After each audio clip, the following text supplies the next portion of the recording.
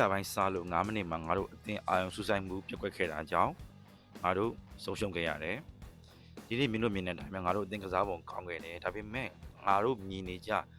energy level မဟုတ်ဘူးသူတို့ energy နည်းနည်းကျနေရလို့ငါခံစားရတယ်ဒီခဲ့တဲ့ရာသီမှာဒီလိုအခြေအနေမျိုးမှငါတို့နှစ်ကိုးပေးလိုက်ရပြီဆိုလို့ရှိရင်ငါတို့အနေနဲ့သိကြတယ်ရှုံးမှုတွေညကိုင်းတော့အရင်များသွားပြီဒါပေမဲ့ဒီနေ့ပွဲမှာတော့ငါတို့တွေကသေကြခဲ့တယ်တူညီတဲ့အနေအထားတစ်ခုကိုမြင်လာပြီဆိုတဲ့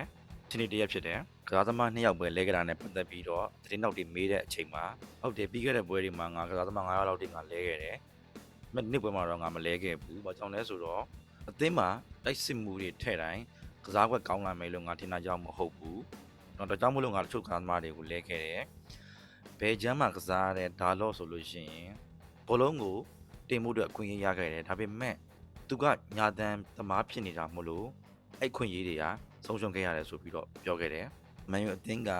အင်ကွင်းမှာကစားတာကအဝေးကွင်းမှာကစားရတဲ့ပို့ပြီးတော့သူတို့အတွက် comfortable ဖြစ်တယ်။မန်ယူအသင်းမှာ confidence level တွေတက်လာပြီ။မန်ယူအသင်းကစားသမားတွေအနေနဲ့အဆိုးဝါးဆုံးအခြေအနေဖြစ်ခဲ့ရင်တော့မှသူတို့အနေနဲ့ပြီးခဲ့တဲ့ရာသီနဲ့မတူတဲ့ပုံစံမျိုးကစားနိုင်ခဲ့တာကြောင့်အသင်းက